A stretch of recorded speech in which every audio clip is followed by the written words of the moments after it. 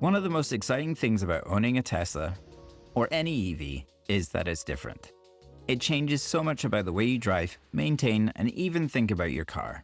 But with all that new technology comes a new list of things you can accidentally do to ruin your Tesla, sometimes without even realizing it.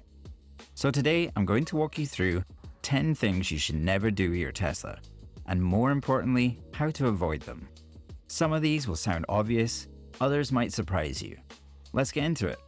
Let's start with something that affects every Tesla owner: how you charge your car. Most Teslas use lithium-ion batteries, which are incredible for range and performance, but they don't like sitting at 100% charge for long periods. Tesla even warn you on screen that charging beyond daily driving needs will shorten battery life. You'll also lose regen braking when fully charged, making the car less efficient and wearing your brakes a little faster. Elon Musk once said ideal daily range is between 30 and 80%, and that's a good rule of thumb. However, there's one big exception: the rear-wheel drive Model 3 and Model Y that use the LFP battery chemistry. Those should be charged regularly to 100%. You can tell if you have an LFP battery because your charge display shows the daily range between 50 and 100%. So for lithium-ion packs, keep it around 80 to 90% maximum charge. For LFP packs, you can go all the way up to 100%. And while we're on the subject of battery care, don't let it run down to 0%. Just like overcharging, running your Tesla battery down to zero can do long-term damage. If the car sits empty and unplugged, a high-voltage battery can discharge to the point where it won't even charge again without professional service. Tesla's manual literally says that doing this could permanently damage your battery. So if you're ever down below 20%, plug it in. Treat your battery like it's a living thing. And don't leave it starved or stuffed.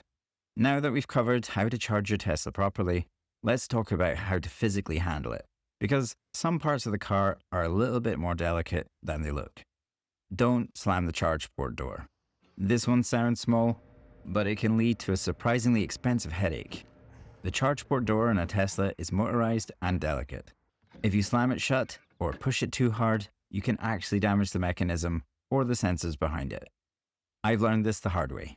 I jokingly slammed mine closed in a video, and not long after, I started getting a DC fast charging unavailable error. After reading through some forums, it turns out that this can happen when the charge port's internal connector gets misaligned. Thankfully, mine resolved after gently pressing it back into place, but it could have easily been an expensive repair. So moral of the story, if you want to close your charge port door, tap it lightly, never push or slam it. Speaking of slamming things, let's talk about the front trunk. Unlike most gas cars where you can drop the hood to shut it, Tesla's front needs a gentle touch. The aluminium hood is light and can easily bend if slammed. Tesla even includes a diagram in the manual showing exactly where to press with both hands to latch it properly. If you push on the wrong spot or close it too forcefully, you can warp the metal or damage the latch. So lower it gently until it rests in the latch, then press down firmly only where the Tesla T is. And while we're at the exterior of the car, let's talk about how to clean it, because this next one surprises a lot of owners. Tesla's paint and trim are known for their sleek look, but they're also surprisingly sensitive. The matte black trim around the windows in particular can get an oil slick or rainbow sheen if you use the wrong cleaning products. This often happens at automatic car washes that use harsh detergents or silicone-based sprays. Over time, these products leave residue that's nearly impossible to remove.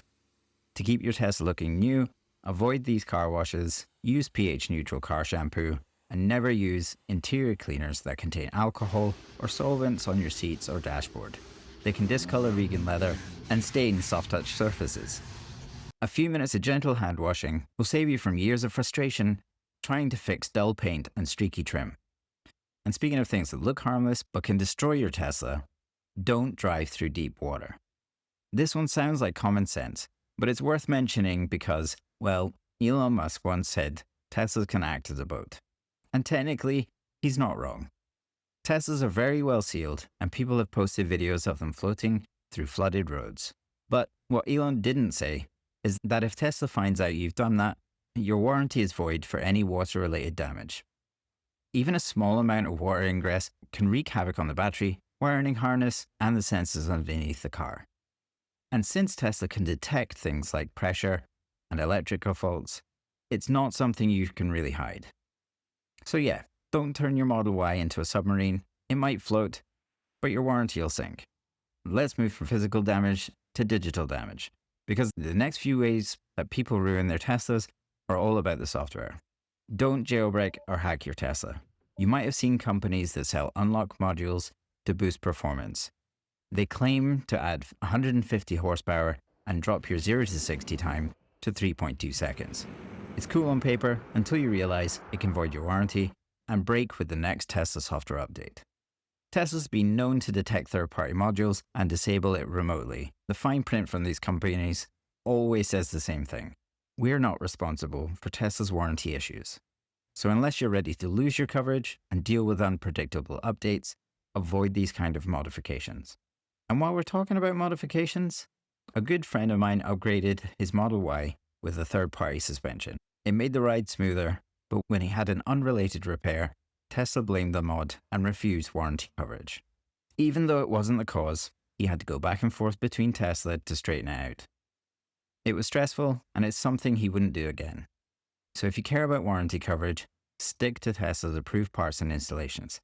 This is why I've gone with Tesla's improved suspension rather than a cheaper alternative. Don't misuse autopilot. It's amazing, it can make long drives much easier, but only when it's used properly.